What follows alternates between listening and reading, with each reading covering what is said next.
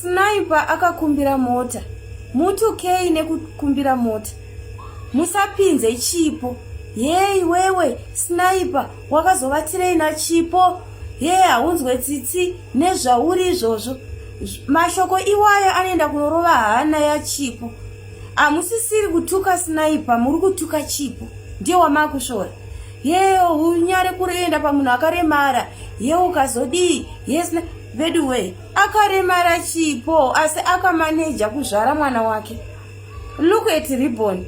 Chipo akatowana munhu anomuvaraidza ipo paya paakazvariswa mwana iwe naSniper. Mashoko enye kuti hey hautye munhu akaremara. Hey une zvivindi. Zvinoita sekuti chipo ishumba yekuti haafanire kana kuwana munhu anomuda. Kuburikidza nemi mimi vanhu mashoko enyu. Mamwe mashoko amunotaura sefai please. Sefai mamwe mashoko amunotaura. Chipo hasiri yakatuma Sniper kukumbira mota. Mashoko amuri kutaura muchituka Sniper, muri kushora chipo. Ndiye wamuri kushora. Kuti chipo aisafane kudanana na Sniper. Niye kuti akaremara. Andi muri kuona Sniper anogona kutowana vamwe vakadzi vasina kuremara. Sezvamuri kutaura imimi. But moyo wake akasarudza kuenda pana chipo. Akamaneja kuzvarisa chipo mwana. Nasi chipo ava nemwana wake anonzi Ribbon. Mwana iye uye akakoshera chipo zvekuti ndiyo hama ya chipo iri pedyo mwana iye uya. Munoona vese vanagogo vari kumubatsira vaive vachipo. Vanogona kufa vese vaive. Asi chipo akanga ine mwana wake.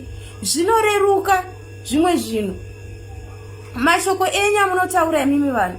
Ndiwo zvakare mamwe anozoita kuti iye Sniper wacho anyare kuwanika achimira na chipo. Nekuda kwemashoko enyu. Anyari nekuti anonyatsoziva hasi kuramba kuti ndivo baba vemwana wachipo. Haana mbozviramba ataura akati imimi vanhu maiti chipo handisi kuchengeta mwana. Inzwai mashoko aya. Achiedza chipo achitsanangura kuti Sniper anochengeta mwana.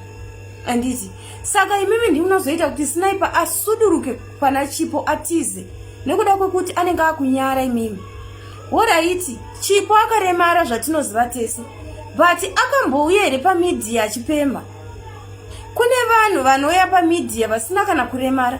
Asi vari kupema, vari kunyangadza nekupema vanhu vavo.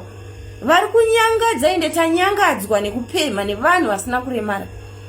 But chipo haapemi. Ende mwana wachipo anodya anotooneka kuti mwana ari kudya chiguta. Iye chipo wacho ari kuoneka kuti ari kurarama good life. Anditi saka mamwe mashoko amunotaura.